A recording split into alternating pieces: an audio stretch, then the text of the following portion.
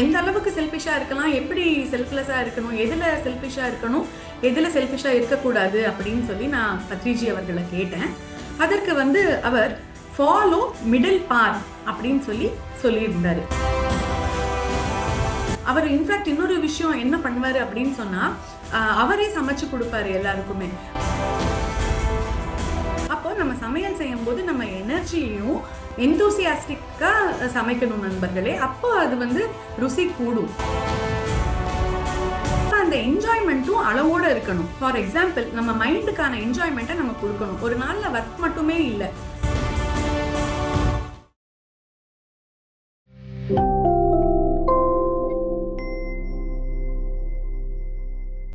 பத்ரிஜி அவர்களுக்கும் ஸ்வர்ணமாலா பத்ரிஜி மேடம் அவர்களுக்கும் முதற்கண் வணக்கத்தை தெரிவித்துக் கொண்டு இன்று ஆரம்பிக்கலாம். தியானம் செய்ய வேண்டும், தினமும் தியானம் செய்ய வேண்டும்.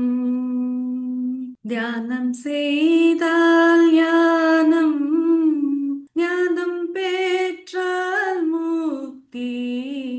தியானம் செய்ய வேண்டும்.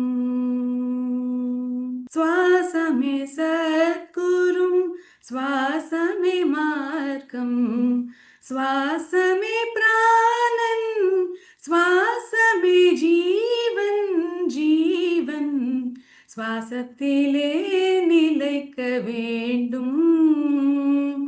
மனம் தியானம் செய்ய வேண்டும். தியானம் செய்ய வேண்டும் நண்பர்களே, தினம் தினம் தியானம் செய்ய வேண்டும்.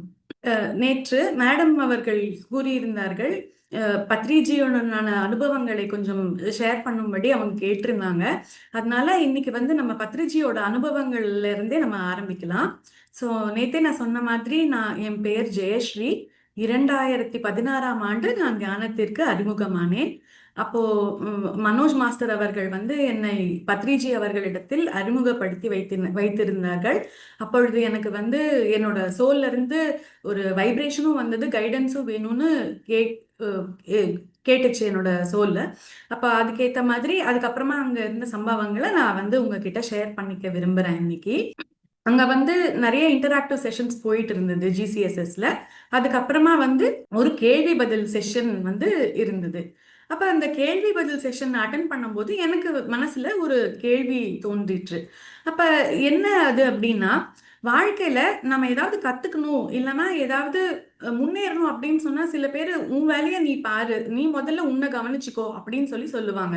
அப்ப அது செல்ஃபிஷ்னஸ் ஆகாதா? செல்ஃபிஷா இருக்கணுமா, இல்ல ஸ்பிரிச்சுவாலிட்டியில முன்னேறணும்னா செல்ஃப்லெஸ்ஸா இருக்கணும்னு சொல்லுவாங்க. அப்ப நம்ம செல்ஃபிஷா இருக்கிறது சரியா, இல்ல செல்ஃப்லெஸ்ஸா இருக்கிறது சரியா? நாம செல்ஃபிஷா செல்ஃப்லெஸ்ஸான்னு எப்படி, எந்த அளவுக்கு செல்ஃபிஷா இருக்கலாம், எப்படி செல்ஃப்லெஸ்ஸா இருக்கணும், எதுல செல்ஃபிஷா இருக்கணும், எதுல செல்ஃபிஷா இருக்கக்கூடாது அப்படின்னு நான் பத்ரிஜி அவர்களை கேட்டேன். அதற்கு அவர் ஃபாலோ மிடில் பாத் அப்படின்னு சொல்லியிருந்தாரு. Follow middle path. எனக்கு அப்பதான் நான் தியானத்திற்கு புதுசுங்கிறதுனால மிடில் பாத்னா என்னன்னு எனக்கு அப்ப சரியா புரியவில்லை. அதுக்கப்புறமா நான் கேட்டு தெரிஞ்சுக்கிட்டேன். என்ன அப்படின்னு சொன்னா, எதுலையுமே எக்ஸ்ட்ரீம்ஸ் இருக்கக்கூடாது. ரொம்ப ரொம்ப ஜாஸ்தியும் பண்ணக்கூடாது, ரொம்ப கம்மியாவும் பண்ணக்கூடாது. அதுக்கு சில உதாரணங்கள் இருக்கு. நான் அந்த உதாரணங்களை இன்னைக்கு உங்ககிட்ட பகிர்ந்துக்க விரும்புறேன்.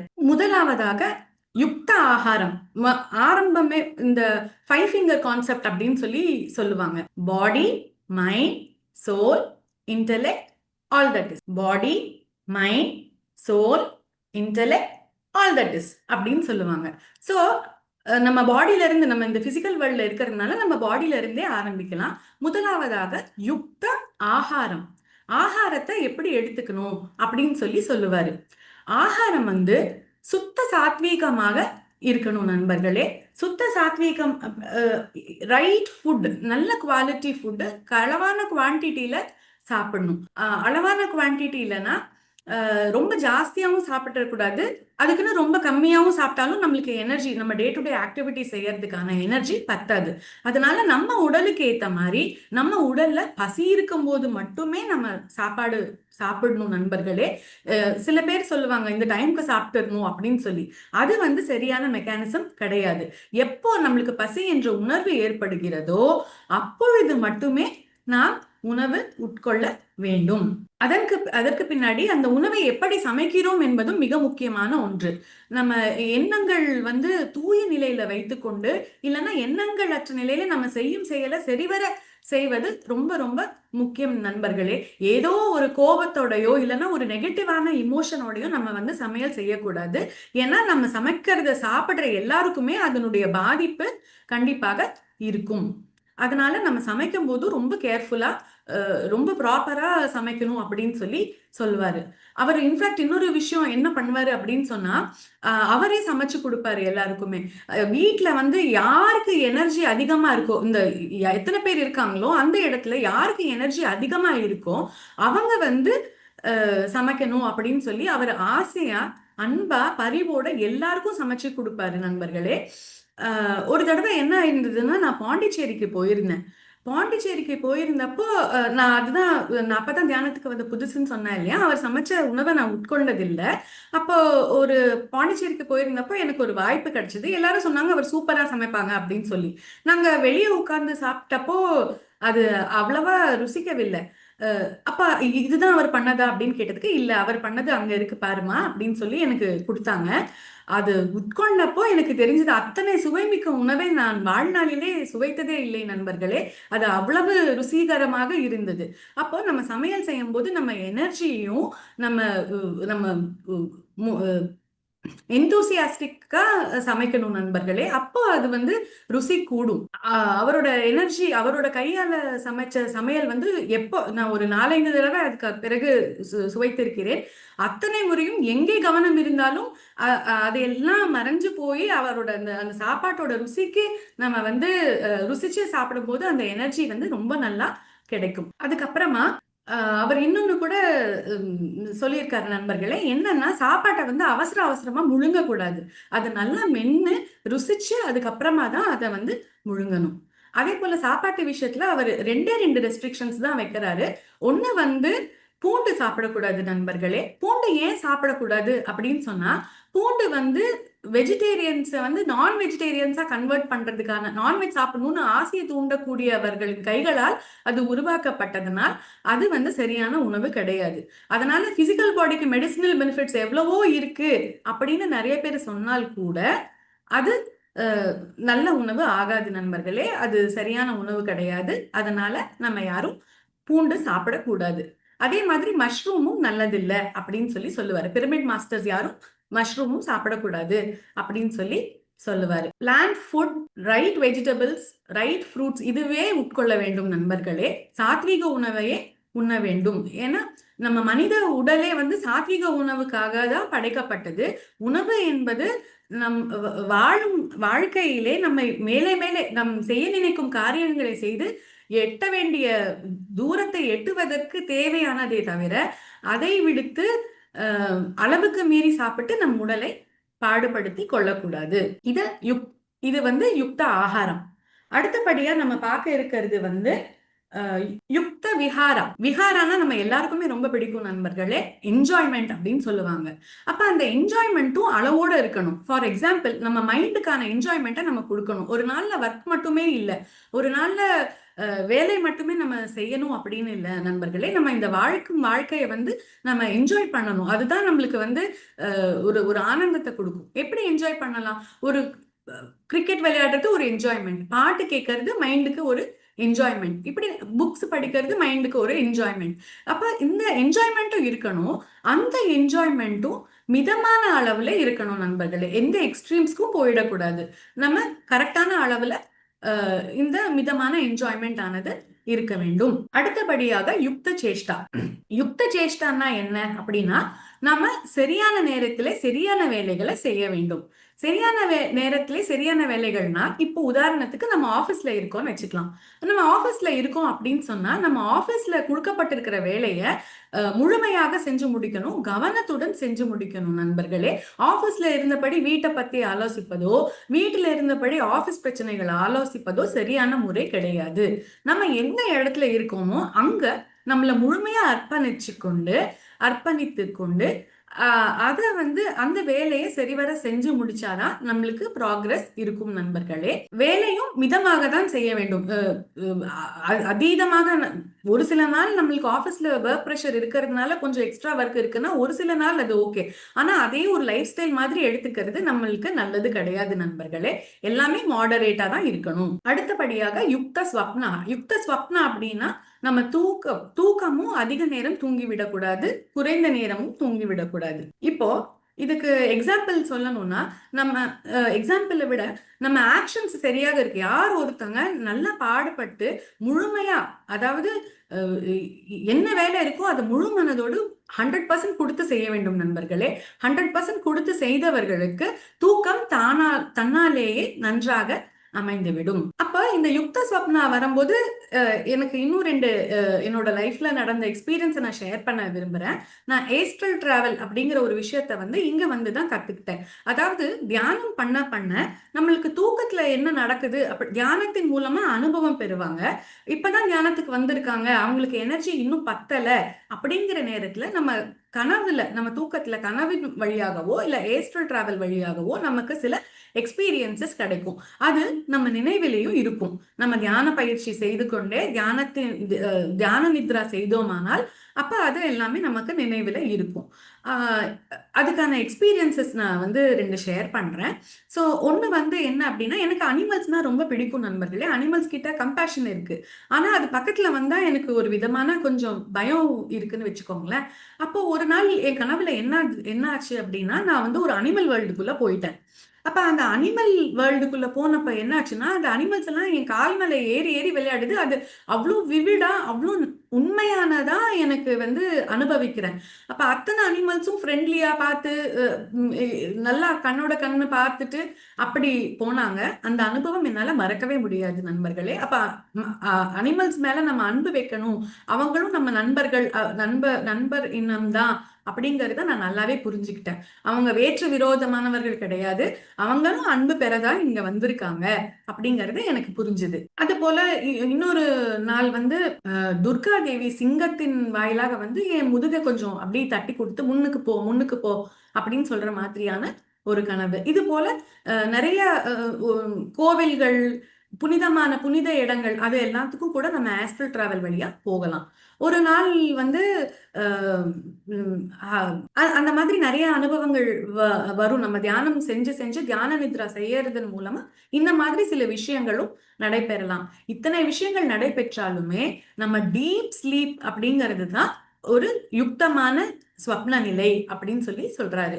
அப்ப டீப் ஸ்லீப் வேணும்னா நாம அந்தந்த நாளைக்கான வேலையை சரிவர 100% செய்தோமானால் நம் டீப் ஸ்லீப் நிலைக்கு, ஆழ்ந்த உறக்க நிலைக்கு நம்ம கண்டிப்பா போய் நிறைய எனர்ஜி எடுத்து அடுத்த நாளுக்கு தேவையான எனர்ஜியை நம்ம அந்த தூக்கத்துல பெறுவோம் நண்பர்களே. அதுக்கு அடுத்தபடியாக யுக்த அவபோதனா அப்படின்னா என்லைட்டன்மெண்ட். ஞானம் பெற்று அந்த ஞானத்தை வந்து நம்ம வாழ்க்கையில சரிவர இம்ப்ளிமெண்ட் செய்யணும் நண்பர்களே. சரியான அளவுல அந்த ஞானத்துக்காக நம்ம வந்து எந்த ஒரு நிலை வந்தாலும் அந்த நிலையை நம்ம வந்து அடையறதுக்காக முயற்சி பண்ணணும். முழு முயற்சி பண்ணி நம்ம முழு எனர்ஜியை நம்ம வந்து கொடுக்கணும். இதுதான் அந்த 5 யுக்த விஷயங்கள். இது வந்து நம்ம பின்பற்றினோம் அப்படின்னா ரொம்ப நம்ம வாழ்க்கை ஆனந்தமயமாக, சந்தோஷமானதாக, ரொம்ப லைட்டா இருக்கும் நண்பர்களே. அப்புறம் நான் இன்னும் 2 எக்ஸ்பீரியன்சஸ் கூட ஷேர் பண்ண விரும்புறேன். இன்னும் 2 எக்ஸ்பீரியன்சஸ் என்ன அப்படின்னா, நான் வந்து சொல்லியிருந்தேன் இல்லைங்களா, நான் பிரெக்னன்ஸா இருந்தப்போ நான் வந்து கொட்டாலால ஒரு ஆசிரமத்துல நான் வந்து தங்கி இருந்தேன்.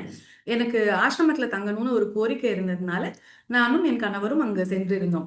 அப்போ அங்க வந்து வரலட்சுமி மேடம் அப்படின்னு சொல்லி ஒரு சீனியர் பிரமிட் மாஸ்டர் அவங்க வந்திருந்தாங்க. அவங்க சொல்லி கொடுத்த சில விஷயங்களை நான் உங்ககிட்ட பகிர்ந்துக்கிறேன். ஸோ அவங்களோட ஒரு வீடியோ கேட்டுட்டு இருக்கும் போதுதான் பத்ரிஜி பத்தி நான் முழுசாவே தெரிஞ்சுக்கிட்டேன்.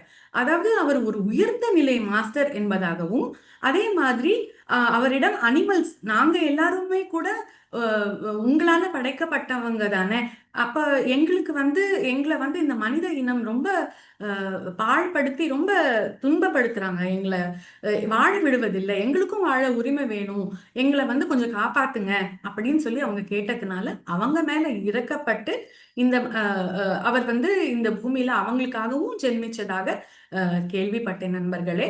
அத்தனை அவர் இருந்தார் அப்படின்னு சொன்னா, நாங்க பாலிக்கு ஒரு தடவை போயிருந்தோம். சார் இருக்காரு. அப்படியே டால்பின்ஸ் எல்லாம் அப்படி அப்படி கூட்டம் கூட்டமா கூடிருச்சு. ஜம்ப் பண்ணுது, ஆனந்தத்துல திளைக்குது. அவர் இருக்காருன்னா அந்த இடமே லைட் ஆயிரும் மாஸ்டர்ஸ். அப்படியே அவ்வளோ எனர்ஜி வந்துரும். நம்ம துக்கம் எல்லாம் போயிரும். அவர் ஃப்ளூட் வாசிச்சாருன்னா போதும், என்ன ஒரு திங்கிங்கா இருந்தாலும் அதெல்லாம் காணாம போயிரும், காத்துல மெல்ட் ஆயிரும். அதே மாதிரி துக்கமே இருக்கிற மாதிரி தெரியாது. எல்லா விஷயமும் ரொம்ப லைட் ஆயிரும் மாஸ்டர்ஸ். நம்மளுக்கு அதை எப்படி ஹேண்டில் பண்ணணுமோ அதுக்கான சொல்யூஷன் கூட கண்டிப்பா கிடைக்கும் நண்பர்களே.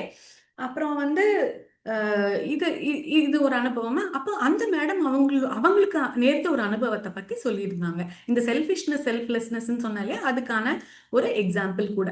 என்ன அப்படின்னா, ட்ரெக்கிங் போயிருந்திருக்காங்க. மாஸ்டர்ஸ் எல்லாம் சேர்ந்து பத்ரிஜி கூட ட்ரெக்கிங் போயிருந்திருக்காங்க. அப்ப பார்த்தா யாரோ மேடம் வந்து வாட்டர் பாட்டில் எடுத்துட்டு மேல போயிருக்காங்க. அப்ப பார்த்தா யாரோ ஒருத்தங்க வாட்டர் பாட்டில் எடுத்துட்டு வரலையா. இவங்க எடுத்துட்டு போன தண்ணியை அவங்க கேட்டிருக்காங்க. வரலட்சுமி மேடம் எடுத்துட்டு போன இந்த தண்ணியை வந்து கேட்டிருக்காங்க. அவங்க கிட்ட கொஞ்சம் தண்ணி கம்மியா தான் இருந்திருக்கு. அதனால அவங்க வந்து என்ன சொல்லிட்டாங்க அப்படின்னு சொன்னா, நீங்க முதல்ல எடுத்துட்டு வந்திருக்கணும் இல்லையா அப்படின்னு சொல்லிட்டாங்க. அதுக்கப்புறம் மேல போனதுக்கு அப்புறம் அவங்க வரலட்சுமி மேடம்க்கு தாகமாயி அவங்க தண்ணி குடிக்க போயிருந்தப்ப பத்ரிஜி பார்த்துட்டு சொன்னாராம், பாருங்க, யாரு எடுத்துட்டு வந்தாலும் சரி, எடுத்துட்டு வரலனாலும் சரி, கேட்டா நீங்க வந்து குடுக்கணும்.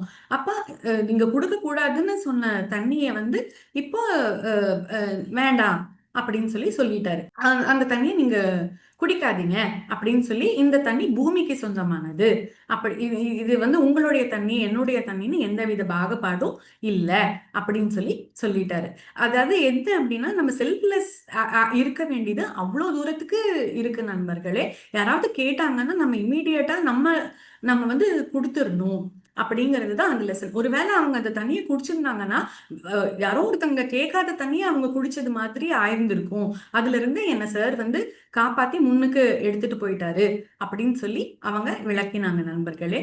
இப்படி அநேக மாஸ்டர்களுக்கு அநேக லெசன்ஸ், அநேக வாழ்க்கைக்கான ஜீவித ரகசியங்கள், அவங்க ஃபாலோ பண்ண வேண்டிய சூக்ஷ்மமான விஷயங்களை அவரு சொல்லி கொடுத்திருக்காரு நண்பர்களே. சரி நண்பர்களே, இப்ப வந்து நம்ம நேற்றைய இதோட கண்டினியூவேஷனை பார்க்கலாம்.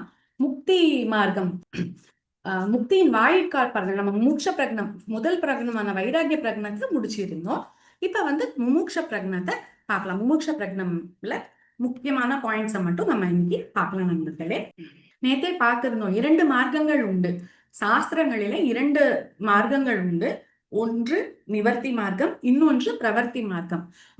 உலக பற்றுள்ள உலகத்தில் உள்ள விஷயங்களை வந்து நம்ம அடைய நினைக்கும் போது நம்ம ஃபாலோ பண்ணணும். எனக்கு இது வேணும், அது வேணும், கல்யாணம் ஆகணும், இல்லைன்னா குழந்தை பிறக்கணும், இல்லைன்னா வந்து வேற ஏதோ கோரிக்கைகள் நிறைவேறணும், வீடு வாங்கணும், இல்லைன்னா இந்த மாதிரி இன்னும் பிற கோரிக்கைகள், பர்சனல் லைஃப்க்கு சம்பந்தப்பட்ட விஷயங்களுக்காக நம்ம பூஜை புனஸ்காரங்கள் செய்தோமானால் அது வந்து பிரவர்த்தி மார்க்கம் எனப்படும்.